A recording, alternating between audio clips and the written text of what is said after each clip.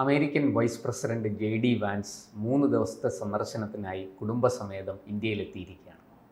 ന്യൂഡൽഹിയിലെ പാലം വിമാനത്താവളത്തിൽ അദ്ദേഹത്തിന് ആചാരപൂർവ്വം ഗംഭീരമായ വരവേൽപ്പ് നൽകി. ഒരു വശത്ത് അമേരിക്ക അല്ലെങ്കിൽ അമേരിക്കയുടെ വൈസ് പ്രസിഡന്റ് ഇന്ത്യയിലെത്തുമ്പോൾ നമ്മൾ കേൾക്കുന്ന മറ്റൊരു വാർത്ത ആണവമല്ലാത്ത ഹൈഡ്രജൻ ബോംബ് ചൈന പരീക്ഷിച്ചു എന്നാണ്. എങ്ങനെ കാണുന്നു അങ്ങ് ഈ രണ്ട് സംഭവങ്ങളെ? അല്ല, അമേരിക്കൻ വൈസ് പ്രസിഡന്റ് വന്നതെന്ന് വെച്ചാൽ അത് ബേസിക്കലി ഇപ്പോൾ ഇന്ത്യ ഭയങ്കര അസംതൃപ്തമാണ്, പുറത്ത് കാണിക്കുന്നില്ല എന്നേ ഉള്ളൂ. പണ്ട് നമ്മൾ ഈ ട്രംപ് ഇലക്ഷൻ്റെ സമയത്ത് നമ്മൾ പറഞ്ഞ കാര്യമുണ്ട്, അതായത് ഈ താരിഫ് കാര്യം ഇതൊക്കെ ഇന്ത്യക്ക് അനുകൂലമായിരിക്കില്ല, അവിടെ ഇന്ത്യക്കാർക്ക് സഫർ ചെയ്യേണ്ടി വരും. അനുകൂലം ഇന്ത്യക്കാണ്, ബാക്കി എല്ലാവർക്കും അതിനേക്കാൾ അല്ല ആണ്. പക്ഷേ ഫൈനലി വരുമ്പോൾ നിലവിലുള്ള കുറച്ചുകൂടി ബുദ്ധിമുട്ടാവുകയുള്ളൂ. പിന്നെ ആകെപ്പാടുള്ള നമുക്കുള്ള ഗുണമെന്ന് വെച്ചാൽ ഇതേ ഉള്ളൂ, ഇൻ്റർനാഷണൽ ക്രൈസിസ് വരുമ്പോൾ ചൈന, പാകിസ്ഥാൻ, അമേരിക്ക നമ്മുടെ കൂടെ നിൽക്കും. ഇതേ നമുക്ക് ഗുണമായിട്ടുള്ളൂ. പിന്നെ നമ്മുടെ പ്രധാനമന്ത്രി അവിടെ പോകുമ്പോൾ മൈ ഫ്രണ്ട് എന്നൊക്കെ ഇങ്ങനെ പറയും, അത് കേട്ട് നമുക്ക് പുളകിത കാത്തറാവാം. അതല്ലാതെ വേറെ പ്രത്യേകിച്ച് അമേരിക്കയിൽ ആര് വന്നാലും നമുക്ക് പ്രത്യേകിച്ച് ഒരു ഗുണം ഉണ്ടാകാൻ പോകുന്നില്ല, അതൊരു വാസ്തവമാണ്. പിന്നെ ഒരു കമലാ ഹാരിസ് ആണെങ്കിൽ നമ്മളെ കൂട്ടത്തിൽപ്പെട്ട ഒരാൾ അമേരിക്കൻ പ്രസിഡന്റ് ആയതുകൊണ്ട് സന്തോഷം. ഇവിടെയും അങ്ങനെ ഒരു ട്വിസ്റ്റ് ഉണ്ട് ഇതിനകത്ത്. ഈ JD വാൻസിന്റെ ഭാര്യ ഉഷ വാൻസ് ഇന്ത്യൻ വംശജയാണ്, അവരും വന്നിട്ടുണ്ട്. അല്ല, അങ്ങനെയൊക്കെ ഉള്ളൂ, നമുക്ക് ഇതിലേക്ക് അത്രയൊക്കെ സന്തോഷിക്കാനുള്ളൂ. അപ്പോൾ സുന അവിടെ നിന്ന് പിന്നെ സുനക്കായിട്ട് നമുക്ക് വല്ല കാര്യം ഉണ്ടായോ? പ്രത്യേകിച്ച് കാര്യമൊന്നുമില്ല. പക്ഷേ ഇന്ത്യക്കാരും ബ്രിട്ടീഷ് പ്രധാനം നമുക്ക് സന്തോഷമാണ്, അത്രയേ ഉള്ളൂ അതിൽ കൂടുതൽ. പക്ഷേ ഇവിടെ പലരും വിചാരിച്ച ട്രംപ് എന്ന് വെച്ചാൽ മോഡിയുടെ അളിയനാണ്, അതോടുകൂടി എല്ലാം അമേരിക്ക ഇന്ത്യ ആവും. അങ്ങനെ നടക്കാൻ പോകുന്നില്ല. അയാൾക്ക് അയാളുടെ മോഡിക്കും അറിയാത്, ഇവിടെയുള്ള പാവപ്പെട്ടവർക്ക് അറിയില്ല എന്നേ ഉള്ളൂ. എല്ലാ രാജ്യങ്ങൾക്കും ബുദ്ധിമുട്ടാണ് ട്രംപിന്റെ താല്പര്യം. ട്രംപ് വെച്ചാൽ അമേരിക്കൻ ഇക്കോണമി, ആഭ്യന്തര ഇക്കോണമിയുടെ വളർച്ച മാത്രമേ അങ്ങനെ ദേഷ്യം വെക്കുന്നുള്ളൂ. ഇനി അങ്ങനെ അല്ല, അമേരിക്ക അങ്ങനെ കുറ്റം പറയാൻ പറ്റില്ല. അമേരിക്ക വാതിലൊക്കെ തുറന്നു കൊടുത്ത് എല്ലാ സഹായം ചെയ്ത് കൊടുക്കുക. ഇന്ത്യ ആണെങ്കിൽ ഒടുക്കത്തെ താരിഫ്, ചൈന ആണെങ്കിൽ അമേരിക്ക ഒടുക്കത്തെ താരിഫ്. ആർലി ഡേവിഡ്സൺ ബൈക്ക് 2 ലക്ഷത്തിന് ഇട്ടുള്ള വണ്ടി ഇവിടെ ഇന്ത്യയിൽ മേടിക്കും 10 ലക്ഷം ആവും. ഒരു കാർഡിലാക്ക് അത് 10-15 ലക്ഷത്തിന് ഇന്ത്യക്ക് കിട്ടേണ്ട വണ്ടി നമ്മൾ ഇവിടുന്ന് മേടിക്കും 50 ലക്ഷത്തിന് പുറത്തു പോകും, ഏറ്റവും ചുരുങ്ങിയത് ഞാൻ പറയുന്നത്. അപ്പോൾ അവർക്ക് ഭ്രാന്താവില്ലേ? ഇത് ലിമിറ്റ് ഇല്ല എല്ലാത്തിനും. അന്ന് നമ്മുടെ രാജ്യമൊക്കെ വളരെ പിന്നോക്കം നിൽക്കുന്ന രാജ്യമായതുകൊണ്ട് അവരിതൊക്കെ സമ്മതിച്ചു വലിയ പരിധി വരെ. കാരണം അവർക്ക് അതുകൊണ്ട് ഗുണമുണ്ട്. ഇന്ത്യയുടെ വിപണി അവർക്ക് വേണം. ഇന്നിപ്പോൾ ഇന്ത്യ ഒരുപാട് പുരോഗമിച്ചു. നമ്മൾ തന്നെ പറയുന്നത് വാജ്പേയി പറഞ്ഞത് വികസിത രാജ്യമാണ്. നമ്മൾ പറയുന്നത്, ഞാനൊക്കെ പറയുന്നത് അതിവേഗം വളർന്നുകൊണ്ടിരിക്കുന്ന വികസിത രാജ്യം എന്നാണ് ഞാനൊക്കെ പറയുന്നത്. അപ്പോൾ ആ സ്റ്റാറ്റസ് അനുസരിച്ച് നമ്മൾ കാണിക്കുന്നത്. നമ്മൾ ബ്രിക്സിലുണ്ട്, പിന്നെ എന്താണ് G20 ഉണ്ട്, പിന്നെ മറ്റേ 7 ഉണ്ടല്ലോ, പ്രധാനപ്പെട്ട G7+4 മറ്റേ ഇന്ത്യ ഉണ്ട്, +3 മറ്റേ ഇന്ത്യ ഉണ്ട്. അങ്ങനെ നമ്മൾ ബ്രിക്സ് കറൻസിയെ പറ്റി ആലോചിക്കുന്നു. അപ്പോൾ സ്വാഭാവികമായിട്ട് നമ്മൾ ഈ പറഞ്ഞ അല്ല, അതാണ് ഈ പ്രൊട്ടക്റ്റഡ് ഇക്കോണമി ആയിട്ട് നിങ്ങൾ അവരെ വ്യൂ പോയിന്റ് ചിന്തിച്ചു നോക്ക്. ഇത് ഇന്ത്യയാണ്, നമ്മളെന്താ പാകിസ്ഥാൻ ഇങ്ങനെ നിൽക്കുന്നു. ഇന്ത്യ ഓക്കെ, പാകിസ്ഥാൻ നമ്മൾ യുദ്ധമൊക്കെ നിർത്തിക്കോ, യുദ്ധമൊക്കെ മാറ്റിയത് നമ്മൾ സുഹൃത്തുക്ക രാജ്യങ്ങളാണെന്ന് വിചാരിച്ചോ. ഇന്ത്യ അവർക്ക് മോസ്റ്റ് ഫേവേർഡ് നാഷൻ എന്നുള്ള സ്റ്റാറ്റസ് കൊടുക്കുന്നു. നമ്മൾ കൊടുത്തിട്ടുണ്ട് അവർക്ക് പല ചില വിഷയങ്ങൾ കൊടുത്തു. അടുത്ത കാലത്താണ് പിൻവലിച്ചത്. അവർ പക്ഷേ അങ്ങനെയല്ല, ഇന്ത്യയിൽ നിന്ന് വരുന്ന സാധനങ്ങൾക്കൊക്കെ 100% നികുതി കൊടുത്തു. എങ്ങനെയുണ്ടോ? അപ്പോൾ അതാണ് ഇതിൻ്റെ ഒരു പ്രശ്നം. അപ്പോൾ അത് ഞാൻ ട്രംപിനെ കുറ്റം പറയുന്നതില്ല, കാരണം അയാൾക്ക് അയാളുടെ രാജ്യത്തിൻ്റെ വളർച്ചയാണ് അയാൾക്ക് പ്രധാനം, മോഡിക്ക് ഇന്ത്യയുടെ വളർച്ചയാണ് പ്രധാനം. നമ്മളീ പാവപ്പെട്ട ആളുകളെ വിചാരം എന്ന് വെച്ചാൽ അത് അവിടെയാണ് പ്രശ്നം വരുന്നത്. നമ്മളൊക്കെ ചില കാര്യങ്ങൾ പറയുമ്പോൾ അവരങ്ങനെ അല്ല പ്രതീക്ഷ, പക്ഷേ ഇതാണ് റിയാലിറ്റി. ഞാൻ ഇലക്ഷൻ്റെ മുമ്പും പറഞ്ഞിട്ടുണ്ട്, ഇപ്പോഴും പറയുന്നു. അപ്പം പക്ഷേ ട്രംപിന് ഇന്ത്യനെ കൂടെ നിർത്തണം. അപ്പം ഇന്ത്യയിൽ ഭയങ്കര രീതിയിലുള്ള ഒരു ഡിസാറ്റിസ്ഫാക്ഷൻ വന്നിട്ടുണ്ട്, അറിയാം, മനസ്സിലായിട്ടുണ്ട്. അപ്പോൾ ഇന്ത്യനെ കൂടെ നിർത്തുക, അതിൻ്റെ ഭാഗമായിട്ട് എനിക്ക് സന്തോഷമുണ്ട്. ചൈനയെ സംബന്ധിച്ചിടത്തോളം അമേരിക്കയ്ക്ക് ഒരു എതിരാളിയാണ് തങ്ങളെന്ന് കാണിക്കുക എന്നുള്ളതാണ് അവരുടെ ആവശ്യം. മാത്രമല്ല ഈ ഉപരോധങ്ങളും ചൈനയെ വലിയ രീതിയിൽ എഫക്റ്റ് ചെയ്യാൻ പോകുന്നില്ല. കാരണം ചൈന ഹൈലി കൺട്രോൾഡ് ആയ ഒരു പോളിറ്റിയും എക്കോണമിയുള്ള ഒരു രാജ്യമാണ്. ആ ഒരു ശക്തമായ ആഭ്യന്തര വിപണിയുണ്ട്, അത് നമുക്കുണ്ട് കേട്ടോ. പക്ഷേ നമ്മൾ വ്യത്യാസം ഇത് ഞാൻ പറയുമ്പോൾ ചില ആളുകൾ നമ്മളൊന്നും കുറ്റം പറയും, ഇല്ലാത്ത എവിടുന്ന് വാട്സപ്പ് യൂണിവേഴ്സിറ്റിയിൽ സാധനം കൊണ്ടുവരും. ചൈന ഒരു മാനുഫാക്ചറിങ് ഹബ്ബാണ്, ജപ്പാൻ ഒരു മാനുഫാക്ചറിങ് ഹബ്ബാണ്, അമേരിക്ക ഒരു മാനുഫാക്ചറിങ് ഹബ്ബാണ്, ജർമ്മനി ഒരു മാനുഫാക്ചറിങ് ഹബ്ബാണ്. നമ്മളല്ല, അതാദ്യം മനസ്സിലാക്കുക. നമ്മൾ ബേസിക്കലി ഇപ്പോഴും കാർഷിക ഇക്കോണമിയും പിന്നെ കാർഷിക ഇക്കോണമിയേക്കാൾ ഇപ്പം വളർന്നത് സർവീസ് സെക്ടറാണ്. സർവീസ് സെക്ടറിൻ്റെ പ്രശ്നം എവിടെ നിന്നും അടി വന്നാൽ തീർന്നു എന്നുള്ളതാണ്. സിംഗപ്പൂർ, കേരളം ഇതൊക്കെ സർവീസ് സെക്ടർ ബേസ്ഡ് ആണ്.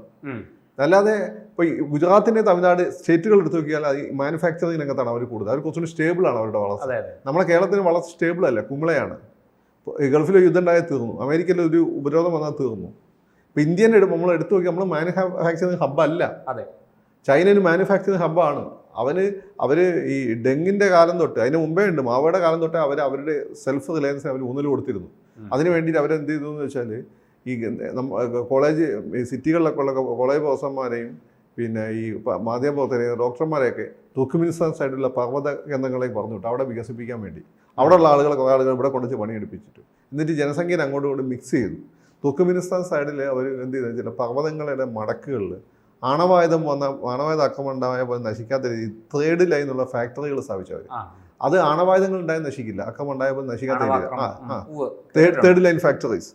അപ്പോൾ ആ രീതിയിൽ അവർ ഗ്ലോബലൈസേഷൻ വരുമ്പോഴേക്കും 90s ഗ്ലോബലൈസേഷൻ വരുമ്പോൾ എന്ത് സംഭവിച്ചു?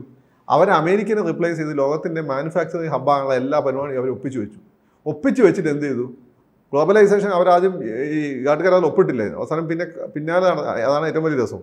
ഇന്ത്യ ഘാട്ട് കരാറിൽ ഒപ്പിട്ടു. ഘാട്ട് കരാറിൽ ഒപ്പിട്ടപ്പോൾ ഇവിടുത്തെ കമ്മ്യൂണിസ്റ്റുകാരൊക്കെ തന്നെ ഘാട്ട് കരാറിൽ ഒപ്പിട്ട് ഘാട്ടും കാണാച്ചായിട്ടുന്ന ലേഖനമൊക്കെ എഴുതി വീരേന്ദ്രകുമാറൊക്കെ കോൺഗ്രസ്സുകാരെ ഈ നരസിംഹറാവുവിന് കുറ്റം വന്ന് നടക്കുകയായിരുന്നു. അപ്പോൾ ചൈന എന്താ ചെയ്യുന്നത് അറിയോ? ചൈന പ്ലീസ് ഇന്ത്യനൊക്കെ പറയാം, ഞങ്ങളൊന്ന് റെക്കമെൻഡ് ചെയ്യും, ഞങ്ങളൊന്ന് കയറിക്കോട്ടെ, ഘാട്ട് കരാറിൽ ഒപ്പിടാത്തതുകൊണ്ട്. മനസ്സിലായില്ലേ? രംഗനിർദ്ദേശം അംഗീകരിച്ചു. അവസാനം കാല് പിടിച്ച് കയറിയതാണ്. കാല് പിടിച്ച് കയറിയപ്പോൾ എന്തായി വ്യത്യാസം? ഇന്ത്യ ഉൾപ്പെടെയുള്ള വിപണികളിൽ ചൈനീസ് സാധനങ്ങൾ നടന്നു. ഇന്ത്യയിൽ അവർ സമർത്ഥമായിട്ട് വിനിയോഗിച്ചു. മാനുഫാക്ചറിങ് രംഗത്ത് അതുവരെ നമ്മൾ ഇന്ത്യക്കാർക്ക് മലയാളികൾക്ക് വരും ജപ്പാനായിരുന്നു. കാസിയോന്റെ വാച്ചൊക്കെ ഓരോ ഗൾഫിൽ നിന്ന് വരുമ്പോൾ നമുക്ക് കൊണ്ടുത്തരും. എന്നിട്ട് ഈ ഗൾഫുകാർ നമ്മളോട് പറയും ഇതൊക്കെ അവിടെ നിന്ന് നമ്മൾ അണ്ടി എടുക്കുന്നത് അവർ തൂക്കിയാണ് മേടിക്കുന്നത്. ഓരോ വീട്ടിൽ പോയിട്ടും ഈ കമ്പനി സബ് കോൺട്രാക്ട് എടുത്ത് തൂക്കി മേടിക്കും. ആ തൂക്കി മേടിക്കുന്ന സാധനമാണ് ഗൾഫിലെത്തുന്നത്. കാസിയോന്റെ പിന്നെ 2 തരത്തിലുള്ള വാച്ചുകളുണ്ട്. കൂടിയ വാച്ചുകളുണ്ട്, അതവരുടെ ഫാക്ടറിയിലും. ഇതിങ്ങനെ ചെറിയ നമുക്കൊക്കെ കിട്ടിയിരുന്ന വാച്ചുകൾ അത് കുടിൽവ്യവസായമായിട്ട് ഉണ്ടാക്കിയതാണ്. ഇത് തന്നെ ചൈനയും ചെയ്തു. അവിടെ ആളുകളെ ഈ പിന്നെ എന്താണ് സ്കില്ല് ഡെവലപ്പ് ചെയ്തു. അപ്പോൾ വേൾഡ് ഇക്കോണമിയിലെ അതിശക്തമായ മാനുഫാക്ചറായി മാറി. മാനുഫാക്ചറിങ് രംഗത്ത് അമേരിക്കയും ജപ്പാനൊക്കെ നേരിടുന്ന പ്രശ്നം അവർക്ക് സ്വന്തമായി വിപണിയില്ല അത്ര വലിയ. പക്ഷേ ചൈനയ്ക്കിടെ ഇന്ത്യയുടെ ഗുണമെന്ന് വെച്ചാൽ ഇനിയിപ്പോൾ ഇന്റർനാഷണൽ വിപണി പോയാലും സ്വന്തം വിപണിയുണ്ട്. പർച്ചേസിംഗ് പവർ കൂട്ടിയാൽ മതി. അതൊക്കെ ഇതെല്ലാം അവർ ആസൂത്രണം ചെയ്തിട്ടുണ്ട്.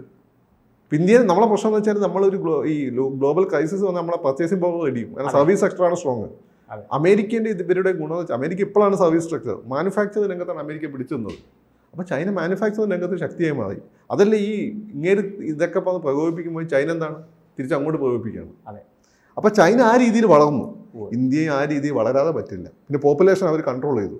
നമുക്ക് ആ സ്പീഡിൽ അത് കൺട്രോൾ ചെയ്യാൻ പറ്റും. പിന്നെ അവരുടെ ഒരു ഗുണമെന്ന് വെച്ചാൽ ഏക പാർട്ടി സംവിധാനമായിരുന്നു. ചോദിക്കാൻ ആരും ഉണ്ടായിരുന്നില്ല. ഇവിടെ അതല്ലല്ലോ, ഒന്നും ചെയ്യാൻ പറ്റില്ലായിരുന്നല്ലോ. പക്ഷേ ഈ ഇപ്പോഴത്തെ സാഹചര്യത്തിൽ ഈ ആണവമല്ലാത്തൊരു ഹൈഡ്രജൻ ബോംബ് അല്ല അതൊന്ന് കാണിച്ചതല്ലേ എന്ന് വെച്ചാൽ ഇപ്പോൾ ആരും ഇതൊന്നും ഉപയോഗിക്കാനൊന്നും പോകുന്നില്ല. എങ്ങനെ ഇവിടെ വന്ന സമയത്ത് അതൊന്ന് പൊട്ടിച്ചാൽ നമുക്ക് ഇത്രയും പവറൊക്കെ ഉണ്ട്, അങ്ങനെ നിങ്ങളെ പിടിച്ചെടുക്കാൻ ശേഷിയുള്ള ആളുകളാണ്.